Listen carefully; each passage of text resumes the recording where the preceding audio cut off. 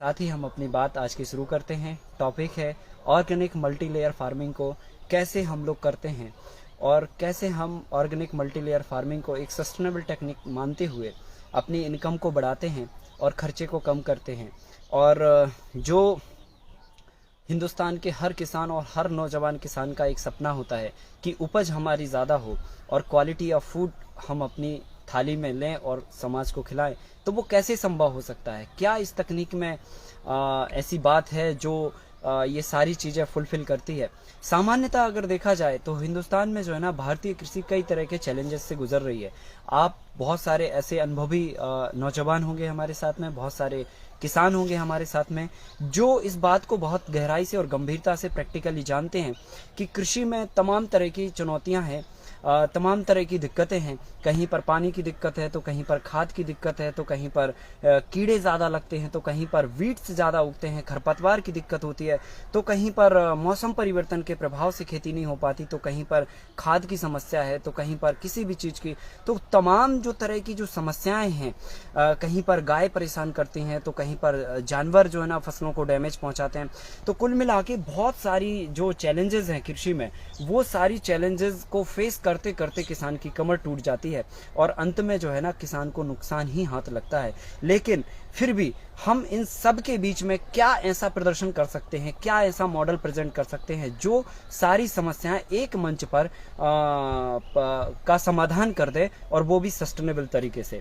तो चलिए multilayer farming की बात करते हैं, जहां पर आपको पानी की बचत होती है, खरपतवार की बचत होती है, मतलब खरपतवार खेत में होता ही नहीं है, कीड़े नहीं लगते हैं, कम पानी में काम हो जाता है, मौसम परिवर्तन का कोई प्रभाव नहीं पड़ता है, और फसलें जो है ना 4 गुना पैदा होती हैं। अगर हम बात कहें सही मायनों में या एक लाइन में इसको समझें तो कम जमीन में ज्यादा उत्पादन होता है। अगर मल्टीलेयर फार्मिंग को हम समझने की कोशिश करें शॉर्ट में, बहुत कम शब्दों में, तो मल्टीलेयर फार्मिंग को हम इस तरीके से समझ सकते हैं कि जिस तरह से हमारे गांवों में माइग्रेशन चालू हुआ और शहरों का एक्सटेंशन चालू हुआ, तो शहरों में जगह कम पड़ने लगी, तो हमारी इंजीनियरिंग ने एक ही जमीन पर एक से ज्यादा मकान बनाकर मल्टी स्टोरी बिल्डिंग का जो है एक कहना चाहिए फॉर्मूला इजाद किया कि मल्टी स्टोरी बिल्डिंग हम बना के कम जमीन में भी ज्यादा लोगों को हम रख सकते हैं। ठीक उसी तरह हम लोगों ने यहाँ पर जो है ना एक साथ एक ही जमीन पर कई तरह की फसलें उगाकर मल्टी स्टोरी फार्मिंग का कॉन्सेप्ट तैयार किया है। जैसे हम 1000 स्क्वायर फीट जमीन में अगर 5 जो है मंजिल बना देते हैं, तो उसको 5 फ्लैट में हम कन्वर्ट कर सकते हैं, मतलब 5000 स्क्वायर फीट में कन्वर्ट कर सकते हैं। ठीक उसी तरह हमने यहाँ पर एक साथ 5 फसलों को लगाकर 5 स्टोरी फार्मिंग का एक मॉडल प्रदर्शन किया है, जो हम आपको प्रैक्टिकली दिखाएंगे भी और इसकी खूबियां समझाएंगे, इसकी बारीकियां समझाएंगे, इसके फायदे भी समझाएंगे, और ये हमें क्यों करना चाहिए इस बारे में भी हम बातचीत करेंगे। सबसे पहले हम बातचीत कर लेते हैं कि ये हमें क्यों करना चाहिए। तो मैं आप सबको बताना चाहता हूं कि ये क्यों करना चाहिए, ये एक बड़ा सवाल होता है। अगर हम तमाम तरह के चैलेंजेस फेस कर रहे हैं कृषि में, जैसे कि पानी हमारे पास बहुत कम है, या कम पानी में हम अपनी फसल को पैदावार नहीं कर पा रहे हैं, या पानी की हमारे पास समस्या है, तो हमें मल्टी लेयर फार्मिंग करना चाहिए, क्योंकि इसमें 70 से 90% तक पानी की बचत होती है। अगर आप इस समस्या से परेशान हैं कि हमारे खेत में हम फसल की बुआई करते हैं और फिर उसके बाद जो है ना खरपतवार बहुत ज्यादा होता है, और खरपतवार को निकालने के लिए लेबर में खर्चा करना पड़ता है, या मजबूरन हमें वीडीसाइड का इस्तेमाल करना पड़ता है, तो हमें मल्टी लेयर फार्मिंग करना चाहिए। फिर उसके बाद अगर हमें जानवरों से परेशानी है, अगर आपके खेत में अगर फसल अच्छी होती है और जानवर आपके खेतों को परेशान करते हैं, तो हमें मल्टी लेयर फार्मिंग करना चाहिए, क्योंकि इसमें जो हम ढांचा प्लान करते हैं, जो स्ट्रक्चर प्लान करते हैं, उसमें चारों तरफ से हम इसको कवर कर देते हैं, एक तरह से पौधों का एक संरक्षित घर बना देते हैं जिसमें जानवरों का अटैक नहीं होता है। अगर आप फसलों में कीड़ों से परेशान हैं, जैसे जनरली जो ऑर्गेनिक फार्मिंग लोग फार्मिंग करते हैं, सो ऑर्गेनिक फार्मिंग में बेसिकली जो है ना सबसे बड़ा जो चैलेंज होता है वो होता है इंसेक्ट का। इंसेक्ट हमारे नेचर का हिस्सा है, पर कुछ इंसेक्ट हमारे हार्मफुल होते हैं, कुछ हमारे इंसेक्ट हेल्पफुल होते हैं। कौन से इंसेक्ट हार्मफुल हैं, कौन से इंसेक्ट हेल्पफुल है, ये हमें पता नहीं होने के कारण हम सभी इंसेक्ट को जो है ख़त्म कर देते हैं। ये नहीं होना चाहिए, ये हमारी ऑर्गेनिक फार्मिंग का हिस्सा नहीं है। तो हमें क्या करना चाहिए, हमें कुछ ऐसा अरेंजमेंट करना चाहिए जिसमें इंसेक्ट हमारी फसल को डैमेज ना करें या बहुत नगण्य मात्रा में करें। तो ये क्या संभव है? तो बिना दवाई डाले भी कीड़ों को कंट्रोल किया जा सकता है। तो मल्टीलेयर फार्मिंग ही एक ऐसा फार्मूला है जहां पर बिना दवाई डाले आप कीड़ों को कंट्रोल कर सकते हैं। या हम ऐसा कह सकते हैं कि हमारे फसलों में कीड़े कम लगते हैं या लगते ही नहीं हैं, ये भी कह सकते हैं। फिर अगर आप खाद की समस्या से परेशान हैं, जनरली हमने देखा है बहुत सारे फार्मर्स इसलिए ऑर्गेनिक फार्मिंग को बहुत अच्छे तरीके से नहीं कर पाते हैं क्योंकि ऑर्गेनिक फार्मिंग में सबसे बड़ा जो चैलेंज है वो है हमारे पास मैन्योरिंग का। हमारे पास बहुत ज़्यादा तादाद में मैन्योरिंग नहीं होता है कि हम कंपोस्टिंग प्रॉपरली वे में एक फील्ड को हम करें। तो कम खाद में हम कैसे काम कर सकते हैं, बहुत कम ऑर्गेनिक फर्टिलाइजर में हम कैसे अपना फसल को इन्हांस कर सकते हैं, वो अगर आपको सीखना है या करना है या फायदा उसका लेना है तो आपको मल्टीलेयर फार्मिंग करना पड़ेगी। अगर आपको लगता है कि हमारे खेतों में मौसम परिवर्तन का प्रभाव होता है जिससे फसल हमारी डैमेज होती है, बहुत ज़्यादा बारिश से अगर फसल खराब होने के चांसेस होते हैं, बहुत ज़्यादा ठंडी पड़ने से फसल अगर खराब होने के चांस होते हैं या बहुत ज़्यादा गर्मी पड़ने से भी फसल को खराब होने के चांस होते हैं, तो भी आपको मौसम परिवर्तन की अगर इस तरह की प्रॉब्लम से बचना है तो आपको मल्टीलेयर फार्मिंग को करना होगा। कुल मिला के साथियों बहुत बड़ी लिस्ट है जिनके कारण आपको मल्टीलेयर फार्मिंग करना चाहिए। अगर आपके पास वक्त कम है तो भी आपको मल्टीलेयर फार्मिंग करना चाहिए। अगर आपकी कॉस्टिंग फार्मिंग में बहुत ज़्यादा बढ़ रही है तो भी आपको मल्टीलेयर फार्मिंग करना चाहिए। और ऐसे छोटे मोटे बहुत सारे कारण हैं जिन कारणों को समाधान ढूंढते हुए आपको लेयर फार्मिंग के कॉन्सेप्ट पर काम करना चाहिए। और जो सबसे बड़ा चैलेंज है पूरे वर्ल्ड में वो है घटती जमीन बढ़ती आबादी। तो जब जमीन लगातार हमारे रकबे की कम होती चली जा रही है और आबादी लगातार नंबर ऑफ पीपल्स लगातार बढ़ते चले जा रहे हैं और तीसरी तरफ हमें क्वालिटी ऑफ फूड की डिमांड हमारी जनरेशन कर रही है, तो निश्चित ही है क्वालिटी ऑफ फूड के साथ और कम जमीन में ज्यादा उत्पादन की एकमात्र तकनीक मल्टीलेयर फार्मिंग आपको अडॉप्ट करना पड़ेगी। अब ये कैसे सस्टेनेबल है और किस तरीके से की जा सकती है तो मैं आपको थोड़ा सा प्रैक्टिकली एक्सप्लेन कर दे देता हूं, तो मुझे लगता है आपको बहुत अच्छे से समझ में आएगा। हम लोग अभी मल्टीलेयर फार्मिंग के एक फील्ड पे ही खड़े हैं जहां पर एक साथ 4 से 5 फसलों का मॉडल है। आपको मैं स्टेप बाय स्टेप दिखाना चाहता हूं और बताना चाहता हूं कि ये किस तरह से काम करती है और किस तरह से हमें जो समस्याएं हमने आपको बताई हैं इन सारी समस्याओं का एक मंच पर सस्टेनेबिलिटी के साथ में फायदा होता है, वो भी ऑर्गेनिक वे में। सो सबसे पहले नंबर हम जमीन के अंदर जिंजर या टर्मरिक जैसी क्रॉप्स को हम कल्टीवेट करते हैं। जैसा कि आप यहाँ पर देख पा रहे हैं ये फील्ड है, टर्मरिक की फील्ड है, हल्दी लगी हुई है यहाँ पर। और सबसे पहले नंबर मंथ ऑफ फरवरी में हम इसकी स्टार्टिंग करते हैं। सो जनवरी में हम फील्ड को प्रिपेयर करते हैं और जब हम फील्ड को प्रिपेयर करते हैं तो फील्ड के लिए हम एक ऐसा स्ट्रक्चर प्लान करते हैं, एक ढांचा प्लान करते हैं जिस ढांचे में हम जो है ना सारी फसलों का सेटअप करते हैं। जिस तरह से हम अपने जिंदगी को एक कंफर्ट जोन में जीते हैं, संतुलित आहार लेते हैं, संतुलित नींद लेते हैं, संतुलित छाया, संतुलित पानी, संतुलित धूप लेते हैं, ठीक उसी तरह से अगर हम पौधों को एक संतुलित वातावरण दें तो मुझे लगता है कि जिस तरह से हम अच्छे से काम करते हैं ऐसे ही पौधे भी बहुत अच्छे से काम करेंगे। लेकिन धरती का जिस तरह से क्लाइमेट बदल रहा है, जलवायु परिवर्तित हो रही है, उस जलवायु परिवर्तन से पौधों पर सीधा प्रभाव पड़ता है और पौधे फिर अनकंफर्टेबल तरीके से अपनी जिंदगी को जीते हैं और प्रोडक्टिविटी को उतना बेहतर नहीं बना पाते हैं। तो इन सब के बीच में अगर हम कोई ऐसा स्ट्रक्चर, ऐसा ढांचा प्लान कर लें जिसमें पौधे कंफर्ट जोन में रहें, अच्छे सहज वातावरण में रहें, तो फसल मुझे लगता है कि ज्यादा अच्छे से और ज्यादा पैदावार हो पाएगी। तो इसके लिए हमने क्या प्लान किया है, एक सस्टेनेबल विकल्प के रूप में एक ढांचा प्लान किया है। जैसा कि आप यहाँ पर देख पा रहे होंगे हमने ये वुड का इस्तेमाल किया है। आप बेम्बू को भी इस्तेमाल कर सकते हैं या किसी भी वुड का इस्तेमाल कर सकते हैं। इसकी बिर्थ जो है ना लगभग 1 से 1.25 इंच होनी चाहिए और लंबाई जो है ना लगभग 9 से 10 फीट होना चाहिए और सीधा होना चाहिए। और यहाँ पर देख रहे होंगे आपने हमने 5x6 का एक आइडल पैरामीटर पर ये जो रो है हमारी, रो के सेंटर में ये बेम्बू लगाया है और अगली जो रो है उसके सेंटर में ये बेम्बू लगाया है।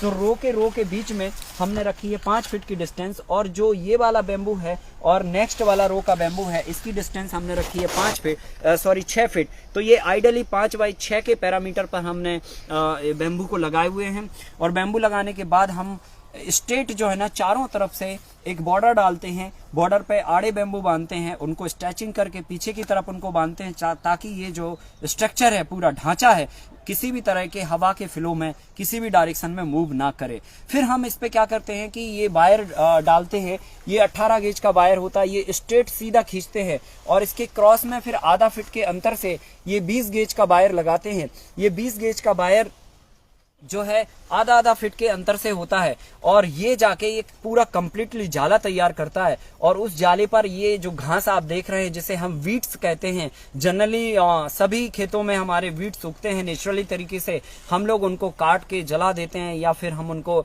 जो है वीडीसाइड डाल के खत्म कर देते हैं, पर हम ऐसा दोनों ही नहीं करते हैं। हम इस वेस्ट का सही ढंग से इस्तेमाल करते हैं, इसको काटते हैं, प्रॉपरली गट्ठे बना के उसको रखते हैं, फिर जाके इसको पतला पतला पूरे साइड पर ऐसे फैला देते हैं, जैसा आप यहाँ पर देख पा रहे हैं, समझ पा रहे होंगे। जब हम पूरी तरह से इसको फैला देते हैं चारों तरफ से शेड के ऊपर, तो एक एनवायरनमेंट क्रिएट होता है आधी धूप और आधी छाया का। जब आधी धूप और आधी छाया जब शेड बनती है तो इससे क्या होता है, ज्यादा गर्मी में भी हम फसल को उगा पाते हैं, ज्यादा ठंड में भी हम फसल को उगा पाते हैं।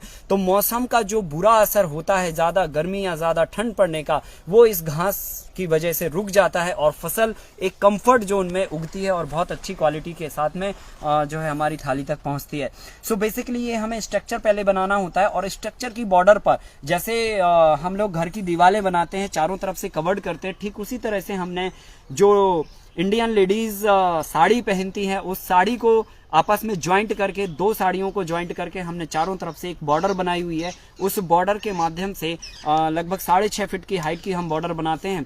सो बाहर की जितने भी इंसेक्ट हैं वो उस बॉर्डर के अंदर क्रॉस नहीं कर पाते हैं, हमारी फसल को कीड़े नहीं लग पाते हैं बाहर के इंसेक्ट आके। कितनी भी तेज हवा पड़ती है, ठंडी हवा पड़ती है या तेज गर्म हवा पड़ती है, तो वो गर्म हवा हमारी फसल को इफेक्ट नहीं कर पाती है, वो बॉर्डर ही हवा को ब्रेक कर लेती है, रोक लेती है दीवार के तरह। और अगर ज्यादा ठंडी हवा भी चलती है तो पाला लगने की कंडीशन भी नहीं हो पाती है और वो दीवार हमारा ठंडी हवा को भी रोक लेती है। अगर तेज तूफान चलता है तो तेज तूफान में खरपतवार, वीड्स के जो सीड्स होते हैं, वो सीड्स कई जगह से उड़ के हमारे खेतों में आते हैं और जनरली हमारे खेत में जाके बैठ जाते हैं और जब बारिश, अनुकूल वातावरण उनको उगने को मिलता है तो वो उग आते हैं और फिर हमारा खर्चा को बढ़ाते हैं। सो दीवार अगर है तो बाहर के जो खरपतवार के बीज हैं, जो सीड्स हैं, वो हमारे दीवार पे ही रुक जाते हैं और दीवार पे रुकने के साथ साथ ही जो है हमारे किसी भी तरह के खरपतवार के बीज हमारे खेत के अंदर नहीं आ पाते।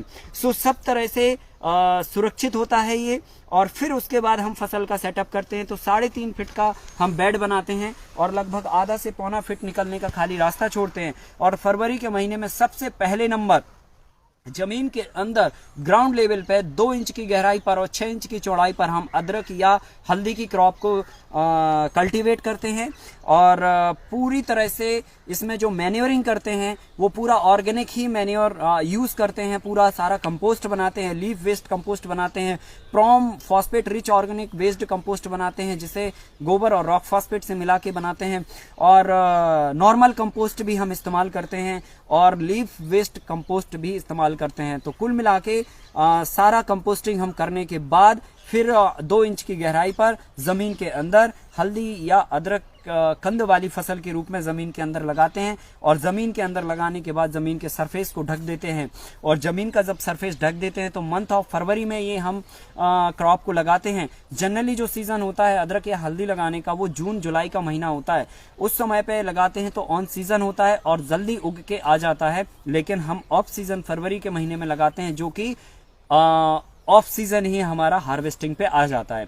सो जब जनवरी फरवरी के महीने में आप लगाओगे जमीन के अंदर तो ये एकदम टाइम पे नहीं निकलेगा, मतलब थोड़ा सा स्लो प्रोसेस में निकलेगा। तो लगभग अप्रैल फर्स्ट वीक तक, मार्च लास्ट तक ये जमीन के ऊपर आना चालू होता है। तो फरवरी में जैसे ही हमने जमीन के अंदर अदरक या हल्दी लगाई उसके सरफेस पर हम कोई भी लीफी वेजिटेबल्स को डाल देते हैं। और लीफी वेजिटेबल्स में आप पालक है, चौलाई है, धनिया है, नौरपा है, बहुत सारी लीफी वेजिटेबल्स होती है, वो हम पूरे एरिया पर सीड्स को ब्रॉडकास्ट कर देते हैं। जब वो सारे सीड्स अति घनत्व में, मतलब बहुत ज्यादा डेंसिटी में ब्रॉडकास्ट करते हैं तो उससे क्या होता है कि सारे पौधे एक साथ सट के निकलते हैं। तो जो पौधे को सबसे अच्छा या ज्यादा इन्वायरमेंट कंफर्टेबल मिलता है वो ज्यादा जल्दी से उग के ऊपर आ जाता है, और जिसको हवा धूप पानी थोड़ा कम मिलता है वो थोड़ा सा नीचे रहता है। तो जो पौधे जमीन के ऊपर आ जाते हैं उनको ही हम हार्वेस्टिंग में निकालते हैं, इनको काटते नहीं है, जड़ समेत उखाड़ते हैं। सो बेसिकली इससे 3 बड़े फायदे होते हैं। नंबर 1, जब जमीन के सरफेस पर आपने लीफी वेजिटेबल्स बो दी तो ये मल्चिंग का काम करती है। 15 दिन के बाद ये पूरे सरफेस को ढक लेती है, और जब पूरा सरफेस ढक जाता है तो कोई भी वीड्स हमारे खेतों में नहीं उग पाता है। और ये सबसे बड़ा चुनौतीपूर्ण समय होता है जब हम खरपतवार को उगने नहीं देते हैं। तो किसी भी तरह से कोई भी वीड्स हमारी फील्ड पे नहीं आता है तो सबसे बड़ा जो चैलेंज है भारतीय कृषि में वीड्स का, उसे हम पूरा कर लेते हैं मल्चिंग लगाकर या मल्चिंग के रूप में लीफी वेजिटेबल्स को बोकर। फिर दूसरा इससे बेनिफिट ये होता है कि जब ये जमीन के सरफेस को पूरी तरह से ढक देती है तो कोई भी जो सनलाइट होती है, वैसे भी सनलाइट को हमने 50% ये शेड करके, ये घास का जो शेड है वो 50% ये सनलाइट को रोक लेती है। फिर 50% जो है जमीन के सरफेस पर जब लीफी वेजिटेबल्स की पत्तियां सटी हुई हैं, डेंस हैं, तो सनलाइट जो है ना डायरेक्ट सॉइल पे नहीं पड़ती है। और जब मिट्टी पे डायरेक्ट सनलाइट नहीं पड़ेगी तो पानी का जो एवापोरेशन है वो हमारा रुक जाता है, और लगभग हमने अंदाजा लगाया है 70 से 80% तक ये पानी होता है जो हम उड़ने वाले पानी को रोक पाते हैं। तो जो सबसे बड़ा चैलेंज है पानी को लेकर, वो पानी हमारा इसमें बचत हो जाती है। अगर हम ये कहें कि 70 से 80% पानी हमारा उड़ने वाला रुक गया तो इसका मतलब ये है कि 30% पानी में आपने 5 फसलें उगा ली, और इसका मतलब ये है कि एक फसल को उगाने के लिए कुल 5 से 6% पानी की आपको आवश्यकता पड़ी। और अगर इसको और ढंग से कहा जाए तो ये कह सकते हैं कि आप जो 1 एकड़ की फसल को, एक फसल को उगाने में अगर 100 लीटर पानी खर्चा करते हो एग्जाम्पल के तौर पर, तो वहां पर हम एक फसल को उगाने में कुल 6% पानी, मतलब 6 लीटर पानी का उपयोग करते हैं।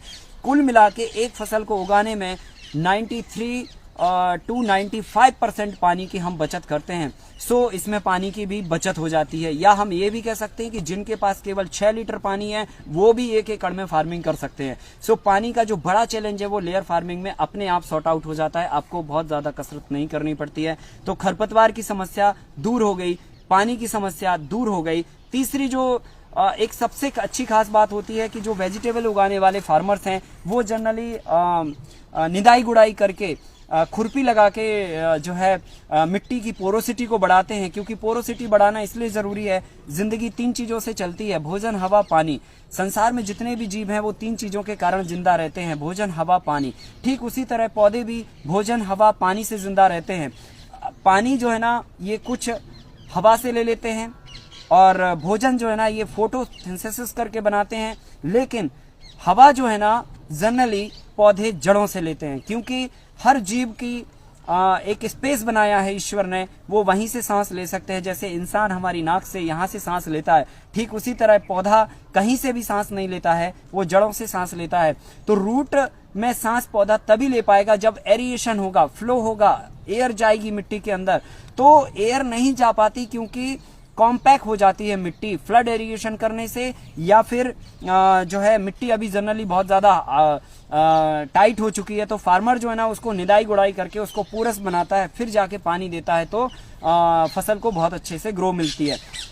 सो इसमें हम क्या करते हैं, जब लीफी वेजिटेबल्स हमने डाली है तो हमने उसको, अभी आपको बताया था कि हमने जो पौधे बड़े बड़े हो जाने उनको हमें निकालना है। तो अगर हम करोड़ों की तादाद में सीडों को डालते हैं तो लाखों की तादाद में हर वीक हम उन पौधों को निकाल के और मार्केट करते हैं।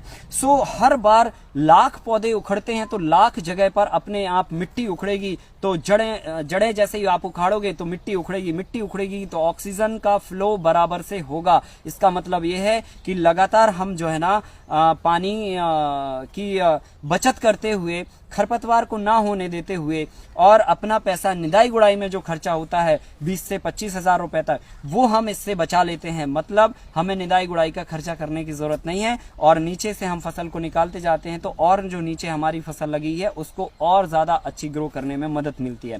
सो 2-3 बड़े हमारे फायदे हो गए। चौथा बड़ा फायदा ये होता है कि जब हमने ये शेड तैयार किया तो शेड हमने इसलिए तैयार किया था कि लीफी वेजिटेबल्स को हम गर्मी के समय में ऑफ सीजन में, या अदरक की फसल को हम ऑफ सीजन में अच्छे से उगा सकें। लेकिन जब ये मंडप हमने बनाया है, ये सारी चीजें हमने की हुई हैं, सारी व्यवस्थाएं, तो हम इस पे लीफी वेजिटेबल्स भी क्रीपर्स भी लगा देते हैं। ये हमारा बैम्बू है, तो बैम्बू के सहारे हमने क्रीपर्स लगा दी है और ये क्रीपर्स जाके ऊपर फैलती है और पूरी जो स्पेस में क्रीपर्स फलती हैं और इसको कुंदरू लगा सकते हैं, इस पे पड़ोरा लगा सकते हैं, परवल लगा सकते हैं, बहुत सारी फसलें हैं जो आप क्रीपर्स के रूप में ऊपर लगा सकते हैं। यहाँ पर गिलकियां लगी हुई थी, अभी ये गिलकी सारी इसकी एज हो चुकी है, नवंबर लास्ट तक ये बहुत अधिकतम फलती हैं, तो ठंडी आने पर ये क्रीपर्स खत्म हो जाती है। तो एक हमने ऊपर क्रीपर्स वाली फसल ले ली। तीसरी फसल के रूप में, चौथी फसल के रूप में हम क्या करते हैं कि यहाँ पर पपाया कल्टीवेट करते हैं, पर जिस मॉडल में हम आपको एक्सप्लेन कर रहे हैं ये चीजें, यहाँ पर हमने सहजन ड्रमस्टिक लगाया हुआ है और आप देख पा रहे होंगे कि ये ड्रमस्टिक लगा हुआ है और ड्रमस्टिक हमारा 15 बाई 15 फीट के अंतर से लगे हुए हैं और ये जाके सीधा शेड के ऊपर फल जाता है। तो सबसे टॉप फ्लोर पर, मतलब 4th फ्लोर पर हमारा ड्रमस्टिक या पपाया की क्रॉप होती है, 3rd फ्लोर पर हमारी एक क्रीपर्स क्रॉप होती है, फिर जाके 2nd फ्लोर पर हमारी लीफी वेजिटेबल्स होती है सरफेस पर और ग्राउंड फ्लोर पर हमारी कंद वाली फसल, रूट फसल यानी कि अदरक या हल्दी होती है। सो इस तरह से हमारा 4 फसलें एक साथ एक ही जमीन में होती हैं, लेकिन एक 5वीं लेयर में भी हम फसल को उगाते हैं और उसमें हम क्या करते हैं, ये जो हमारा बैम्बू है, बैम्बू पे हम 1-1 फीट के अंतर से जमीन के सरफेस को छोड़कर 1 फीट के अंतर से लगभग 4 फीट तक हम लगातार वायर बांधते हैं और इस वायर पर एक और हम क्रीपर्स लगाते हैं, जैसे कि कुकुम्बर लगा सकते हैं, करेला लगा सकते हैं, गिलकी लगा सकते हैं, लौकी लगा सकते हैं। तो इनमें से कोई एक क्रीपर्स और हम सिलेक्ट करके उसके जाले पर हम एक फसल ले लेते हैं। सो कुल मिला के 5वीं लेयर के रूप में हम एक और क्रीपर्स लेते हैं। सो इस तरह से 5 फसलें उगा के हम पानी की बचत करते हैं, खरपतवार को नहीं होने देते हैं, कीड़ों को कम लगने देते हैं, क्योंकि जब फसल में अगर कम घास है, आपके खेत में घास नहीं उग रही है, खरपतवार नहीं हो रहा है और पानी ज्यादा नहीं है, तो कीड़े पैदा नहीं होते हैं। बाहर से कीड़े आने की संभावना होती है, तो चारों तरफ से हमने अपनी जो खेत है उसको दीवार के रूप में साड़ियों से या ग्रीन नेट से कवर कर रखा है और जब ये हम करते हैं तो एक दीवार बन जाती है और इस दीवार के कारण कोई भी इंसेक्ट बाहर से हमारे खेत के अंदर प्रवेश नहीं करते हैं, तो कीड़े की बचत हो गई। फिर इसके बाद जो सबसे बड़ा जो चैलेंज होता है वो ये कि हमें फर्टिलाइजर, ऑर्गेनिक मैन्योर कम मात्रा में इस्तेमाल करना पड़ता है, या अगर आपके पास बहुतायत में ऑर्गेनिक मैन्योर नहीं है तो आप ऑर्गेनिक मैन्योर को कम मात्रा में भी डाल के फसल को अच्छी तरीके से पैदा कर सकते हैं, क्योंकि इसमें जब हम 4 फसलें एक साथ में लगाते हैं तो एक फसल दूसरी फसल की सहयोगी होती है। जिस तरह से जंगलों में आपने देखा होगा हर तरह के प्लांट्स बहुत अच्छे से ग्रो करते हैं, वहां पर कोई मैन्योरिंग नहीं होती है, लेकिन वहां पर ऑर्गेनिक मैन्योरिंग की रिसाइकलिंग होती है जो हमारे खेतों में नहीं हो पाती है। सो वही हमें कॉन्सेप्ट यहाँ पर करना है। सो हम यहाँ पर बहुत कम मैन्योरिंग में मतलब समझ लो कि 100 किलो के मैन्योर में 4 फसलें उगाते हैं। अभी नॉर्मली 400 किलो मैन्योर में आप एक फसल को उगाते हो और हम 100 किलो मैन्योर में 4 फसलों को उगाते हैं। सो इस तरह से हमें कम खाद में 4-5 फसलें हमारी तैयार हो जाती है और हर फसल के लिए अलग से कोई खाद देने की हमें आवश्यकता नहीं पड़ती है। सो हमने खाद की बचत कर ली। और एक और बड़ा सबसे जो चैलेंजिंग टॉपिक है वो ये कि क्लाइमेट का जो असर होता है, मौसम का जो असर होता है वो हमारी फसलों को प्रभावित करता है। सो सबसे ज्यादा जो असर देखा गया है वो सब्जी वाले किसानों को देखा गया। जब ज्यादा गर्मी पड़ती है तो लपट से फसल झुलस जाती है और क्वालिटी हमारी फसल की नहीं आ पाती, सो मार्केट में दाम अच्छे नहीं मिलते हैं। लेकिन इसमें कितनी भी गर्मी पड़ जाए ये शेड के अंदर लपट को नहीं आने देता, मतलब गर्मी से फसल को बचा लेता है। और जब ज्यादा ठंडी पड़ती है तो ज्यादा ठंडी में भी ये पाले को, ठंड को नहीं आने देता, मतलब बचा लेता है। कुल मिला के मौसम के जो बदलाव होते हैं जो फसल पर सीधा प्रभाव डालते हैं वो हमारे इसमें बच जाते हैं। तो कुल मिला के हमने मौसम परिवर्तन के प्रभाव को भी बचा लिया। और एक और बात जो अंत में जो सबसे ज्यादा ऑब्जर्व करनी चाहिए कि ये मॉडल जो है सस्टेनेबल है, मतलब इसमें बहुत ज्यादा आपको खर्चा करने की जरूरत नहीं है, बहुत ज्यादा जो है इन्वेस्ट करने की जरूरत नहीं है। ये सस्टेनेबल विकल्प है, एक तरह से कहना चाहिए संरक्षित कृषि का, जिसमें हम बड़े बड़े इंफ्रास्ट्रक्चर से बचकर बहुत छोटे छोटे तरीके से आपके पास जो भी फसलों का वेस्ट होता है, जो भी बैम्बू या वुड्स होती है, उनका इस्तेमाल करके ये ढांचा क्रिएट करके आप इन फसलों को उगा सकते हैं। और अंत में एक बात और, वो ये कि ये सारा मॉडल जो है ना सस्टेनेबिलिटी के साथ में बायोडिस्पोजेबल भी है। दुनिया में बहुत बड़ा चैलेंज है, अगर हम किसी भी तकनीक के साथ में काम करते हैं तो उसका अंत क्या है। ठीक है, स्टार्टिंग में तो वो हमें बेनिफिट दे रही है, लेकिन कुछ समय चलने के बाद क्या उसका बहुत ज्यादा दुष्परिणाम हमारी समाज को तो नहीं भुगतना पड़ेगा।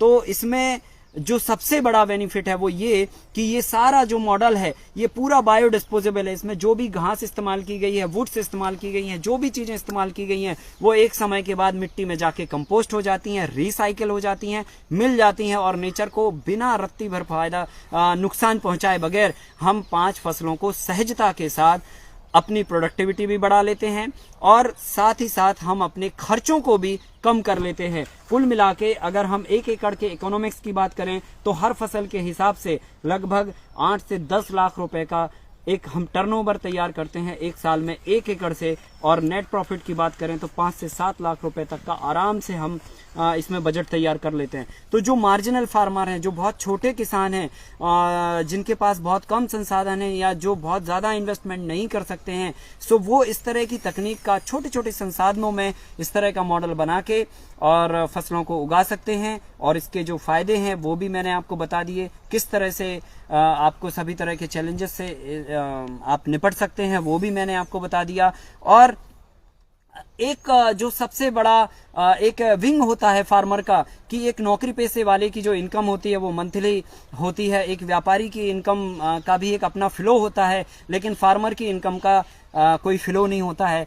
हमारी इंडियन एग्रीकल्चर की अगर हम बात करें तो हमारी जो इनकम है फार्मर की वो ईयर में 2 टाइम्स या 3 टाइम्स होती है क्रॉप पैटर्न या क्रॉप हार्वेस्टिंग के हिसाब से। लेकिन जब हम ये मॉडल अपनाते हैं तो आपकी जो इनकम का फ्लो है वो लगातार बना रहता है। आप अगर फरवरी में फसल लगाते हैं तो मार्च से आपकी इनकम जब चालू होती है तो प्रतिदिन आपकी इनकम इसमें होती रहती है, और कोई भी ऐसा मंथ नहीं होता है जिस मंथ आपकी फसल हार्वेस्ट होके मार्केट ना जाए या फिर जो है ना उससे कोई इनकम जनरेट ना हो। तो ये मॉडल उस फार्मर के लिए बहुत अच्छा है जो कि एक बिजनेस के माफिक, एक जो है कहना चाहिए उद्योग के माफिक इस काम को करना चाहता है, या फिर जिनके पास बहुत कम जमीन है या कोई नौकरी नहीं है या किसी तरह का कोई पेशा नहीं है, तो वो इस काम को करके डेली रूटीन में अपनी इनकम को कर सकता है। सो ये मॉडल के बारे में मैंने आपको बताया, और निश्चित ही है बहुत सारी बातें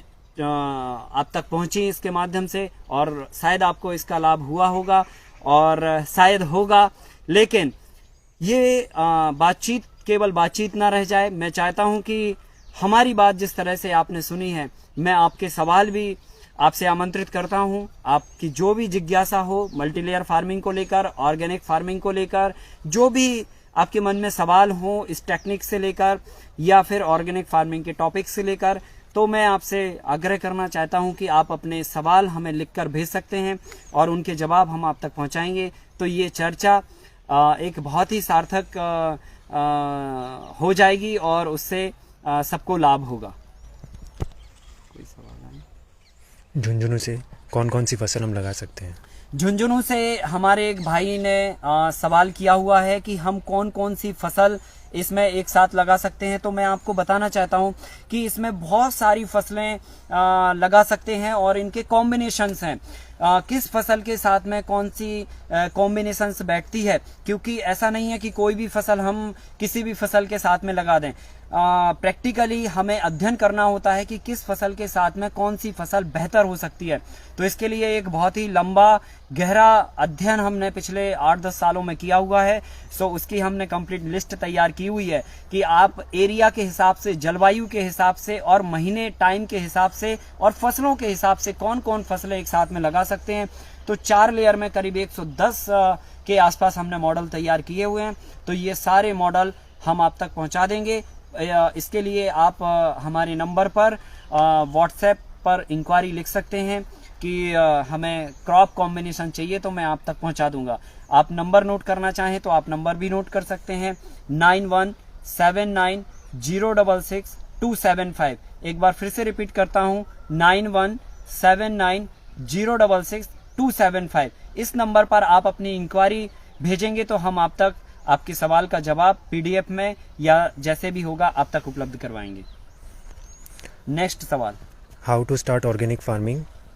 जी, देखिए, ऑर्गेनिक फार्मिंग को स्टार्ट करने के लिए सबसे पहले नंबर तो आपको चाहिए कि आपका मन तैयार हो और आपको ऑर्गेनिक फार्मिंग समझ में आना चाहिए। ऑर्गेनिक फार्मिंग का मतलब ये नहीं है कि आप जो है ना जैविक खादों को डालकर या ऑर्गेनिक मैन्योर को डालकर आप फार्मिंग करने लगे। ऑर्गेनिक फार्मिंग का मतलब ये है कि आपको नेचर से जुड़ना होगा। सो नेचर से जुड़ने के लिए आपको नेचर का जो अरेंजमेंट है या जो नेचर का व्यवस्था है, जैसे कि भोजन, हवा, पानी, ये हमारी अपनी व्यवस्थाएं नहीं होती हैं, लेकिन नेचर ये अपने आप से करता है। और पृथ्वी पर जितने भी जीव हैं, सभी जीवों के लिए ये व्यवस्था भरपूर मात्रा में एक सुविधापूर्ण तरीके से 24 घंटे 365 दिन अवेलेबल है। तो हमें नेचर की व्यवस्था को समझना पड़ेगा। पहले नंबर, ये बहुत ही बड़ा और गहरा विषय है। इसके लिए कभी हम लोग अगर मिलेंगे तो फिर आप इस विषय को जान सकते हैं बहुत अच्छे से। और लेकिन मैं इतना आपको बता सकता हूं कि एक नॉर्मली अगर फार्मर या युवा ऑर्गेनिक को स्टार्ट करना चाहता है तो सबसे पहले नंबर वो अपनी फसल लगाने से पूर्व में खेतों में सन या ढैंची की बुआई करे और उसको 40 दिन के बाद खेत में ही वापस जोत दे, ताकि आपकी मिट्टी का एक बेस बन जाए, कार्बन वैल्यू मिट्टी की बढ़ जाए और नाइट्रोजन परसेंटेज और बाकी न्यूट्रिशन आपकी मिट्टी में रिच हो जाए। फिर आप कोई भी फसल आप लगाइए और उस फसल को लगाने के पूर्व आप पहले मिट्टी को ट्रीटमेंट भी दीजिए। जो 100 किलो लाइम पाउडर डाल के और 50 किलो नीम का पाउडर डाल के हम लोग उसको ट्रीटमेंट देते हैं। और फिर उसके बाद ऑर्गेनिक मैन्योर आप इस्तेमाल कर सकते हैं। करीब करीब 5 ट्रॉली के आसपास, 10 टन के आसपास ऑर्गेनिक कंपोस्ट आप जो है ना अपने 1 एकड़ के हिसाब से इस्तेमाल करिए, तो आपकी जो उपज है वो ऑर्गेनिकली बहुत अच्छे से ग्रो करेगी और अच्छा प्रोडक्शन आपको मिलेगा। जी, पहाड़ पे हम कैसे कर सकते हैं? देखिए, पहाड़ों पर आपका भाई का हमारा सवाल है कि पहाड़ों पर इस तरह के मॉडल हम कैसे कर सकते हैं। तो पहाड़ों पर आपको टेरेस बना के करना पड़ेगा, सीढ़ी नुमा स्थिति बना के खेतों को। जिस तरह से हमारा भी अगर आप खेत देखेंगे तो हम लोग खेत के अभी अंदर हैं, तो मैं थोड़ा सा अभी आपको नहीं दिखा पा रहा हूँ, लेकिन अगर इसको बहुत अलग देखेंगे तो यहाँ पर हमारा ये पूरा पहाड़ी है और ऊपर से लेकर अगर नीचे तक का देखेंगे तो करीब 20-30 फीट का और बल्कि 40 फीट का अंतर है ऊपर से लेकर नीचे में। तो यहाँ पर खेतों को जो है ना स्टेप बाय स्टेप तरीके से काटा गया है और स्टेप बाय स्टेप तरीके से काटने में क्या होता है कि एक प्लेटफॉर्म बन जाता है एक पर्टिकुलर स्पेस का। सो आपको ये लेआउट के हिसाब से, आपके अपने स्ट्रक्चर के हिसाब से देखना होगा, अपने खेत के हिसाब से कि कैसे हम लेआउट काट के और इसको कर सकते हैं। अगर मान के चलो फ्लैट एरिया ज्यादा नहीं निकलता है कटने के बाद भी, तो भी आप उसी ढलान में फिर इंटरक्रॉपिंग, मिक्स क्रॉपिंग या मल्टी क्रॉपिंग के मॉडल कर सकते हैं। फिर आपको लेयर फार्मिंग की जरूरत नहीं है, आप मल्टी क्रॉपिंग वाले मॉडल पे जा सकते हैं। तो एक बार वो प्लीज देखना पड़ेगा। आप अगर हमें फोटोग्राफ्स उपलब्ध करवा देंगे तो हम आपकी इसमें अच्छे से मदद कर सकते हैं। हमें देसी बीज कहाँ से मिल सकते हैं? देसी बीज की जहां तक बात है, बहुत अच्छा हमारे भाई का सवाल है। देसी बीजों के लिए हमने एक विंग बनाया है, मल्टी लेयर फार्मिंग और ये सब चीजें एक विंग है हमारा। इसके साथ में हम देसी बीजों का बीज बैंक बना के भी काम कर रहे हैं। तो आप उसी नंबर पर इंक्वायरी लिख सकते हैं। हमारे पास जो भी देसी बीज हैं वो हम आपको उपलब्ध करवा देंगे। और हिंदुस्तान में जो भी फार्मर और ऐसे हैं जिन्होंने अपने लोकल बीजों को संरक्षित करके रखा हुआ है, उन सब के भी हम आपको नंबर प्रोवाइड करा सकते हैं। सो उनसे आप मिलके और देसी बीजों को बुला सकते हैं और उनके खुद भी आप आगे बीज बना सकते हैं। हम ट्रेनिंग करना चाहते हैं जी, आपको अगर आपको ट्रेनिंग करनी है तो ट्रेनिंग के लिए जो है हमारे अलग अलग सेशंस होते हैं। 27 और 28 तारीख को हर महीने का एक डेट फिक्स है 2 डेज का। तो अगर आप पहले से फार्मिंग कर रहे हैं और आपको खाली एक कॉन्सेप्ट समझना है, खाली ये पता करना है कि ये किस तरीके से होता है, खाली आपको देखना है और कुछ उसके टेक्निकल पॉइंट जानने हैं, तो आप 2 दिन के शिविर में 27 और 28 के किसी भी मंथ में आ सकते हैं। और उसके लिए इसी नंबर पर अपनी इंक्वायरी भेज सकते हैं कि हमें ट्रेनिंग में आना है। तो सारी डिटेल्स आपको मिल जाएगी कि किस तरह से आप आ सकते हैं और उसका क्या शेड्यूल है, सारी चीजें, कब पहुंचना है और क्या प्रोग्राम है। लेकिन जो भाई बहन एकदम नए हैं फार्मिंग में और जीरो से खेती को शुरू करना चाहते हैं, या जो पुराने भी हैं लेकिन मल्टी लेयर को जीरो से शुरू करना चाहते हैं या सीखना चाहते हैं, तो उनके लिए हमने 7 डेज का एक कोर्स प्लान किया है और 5 डेज का एक कोर्स प्लान किया है। आप उस कोर्स में आते हैं अगर, तो स्टार्टिंग टू एंड हम आपको पूरा ग्राउंड लेवल से, मैदान से मॉडल कैसे बनाया जाता है वो प्रॉपरली हर एक स्टेप में आपको प्रैक्टिस करके सिखाते हैं। सो बेसिकली आपसे ही मॉडल बनवाते हैं, आपसे ही कल्टीवेशन करवाते हैं, आपसे ही सारी प्रैक्टिसेस करवाते हैं, तो आपको एक ब्रीफ आइडिया लग जाता है कि कैसे इस काम को हमें खड़ा करना है और इन सब चीजों का मार्केट कैसे करना है ये भी आपको पता लग जाता है। सो ये ऑलरेडी हम करते हैं, तो आप इसी नंबर पर इंक्वायरी लिखेंगे तो हम सारे प्रोग्राम्स की डिटेल आप तक पहुंचा देंगे। हमें कौन कौन सी खाद यूज़ करनी चाहिए? देखिए, खाद की अगर हम बात करें तो हर एक खाद का अपना पर्टिकुलर जो है मोटिव होता है। जैसे कि बहुत सारे तरह के मैन्योर होते हैं, हम लोग जो है ना गाय के आधार पर लगभग 32 टाइप्स के मैन्योर तैयार करते हैं ऑर्गेनिकली। तो बेसिकली ऑर्गेनिक में बहुत सारे मैन्योर हम तैयार करते हैं, लेकिन कौन कौन से मैन्योरिंग है जो हमें ज्यादा जरूरत होती है या उनके साथ में हम अपनी फसल को अच्छा कर सकते हैं। तो कुछ मैन्योर हैं जैसे कि फॉस्फो कंपोज आप बना सकते हैं जो रॉक फॉस्फेट और काउडंग के साथ में बनता है, जिससे हमें फॉस्फेट की जो रिक्वायरमेंट होती है जमीन को, जो डीएपी के रूप में हम फुलफिल करते हैं, वो हमारा एक जैविक तरीके से एक विकल्प तैयार होता है, तो हम वो उसको डालते हैं। फिर हम वर्मी कंपोस्टिंग करते हैं, केचुए की खाद डालते हैं। फिर नीमोफॉस एक मैन्योर होता है, उसको हम तैयार करते हैं जिसमें नीम पाउडर और रॉक फॉस्फेट को ऐड करते हैं। फिर हम कचड़े से जो भी हमारा फार्म वेस्ट होता है उस वेस्ट को हम कंपोस्ट करके उसकी खाद तैयार करते हैं और वो 500 किलोग्राम पर एकड़ के हिसाब से देते हैं। तो फॉस्फो कंपोस्ट हम 2 टन पर एकड़ के हिसाब से देते हैं। नॉर्मल जो काउडंग कंपोस्ट है उसको हम जो है 5 टन पर एकड़ के हिसाब से देते हैं। और जो वेस्ट हमारी जो पत्तियों का या लीफ का जो वेस्ट है उसका जो खाद होता है वो हम 500 किलोग्राम पर एकड़ के हिसाब से देते हैं। तो इस तरह से अगर आप बेसल डोज में इतना मैन्योर कर देते हैं ऑर्गेनिकली तो हमारी फसल ऑर्गेनिक तरीके से बहुत अच्छे से ग्रो होगी। तो बहुत सारे आपके सवाल हुए, सवालों का सिलसिला ड्रॉप करते हैं और समय हो चला है आपसे विदा लेने का। आप सभी ने बहुत अच्छे से, बहुत गंभीरता से इसके लिए सुना और मैं सबसे ज़्यादा और पुनः धन्यवाद देना चाहता हूं फेब इंडिया का, जिन्होंने ये प्रोग्राम कराया और मुझे इस प्लेटफॉर्म का मौका दिया लोगों तक अपनी बात पहुंचाने का, लेयर फार्मिंग के कॉन्सेप्ट को समझाने का। और इस कड़ी में ऑर्गेनिक इंडिया को भी मैं दिल से बधाई देना चाहता हूं और हृदय से धन्यवाद भी देना चाहता हूं कि उन्होंने हमारे इस काम को धरती मित्र अवार्ड के लिए 2019 के विनर के रूप में घोषित किया और उन्होंने काफ़ी जो यहाँ तक पहुँचाने में इस काम को मदद की है, उसके लिए भी बहुत बहुत हृदय से उनका धन्यवाद और सभी साथियों का हृदय से धन्यवाद जिन्होंने इस प्रोग्राम को बहुत शालीनता से, बहुत गंभीरता से सुना, समझा। जो भी आपकी इंक्वायरी हो हम लोग आगे मिलते रहेंगे। तब तक के लिए बहुत बहुत धन्यवाद। नमस्ते, जय हिंद, जय भारत।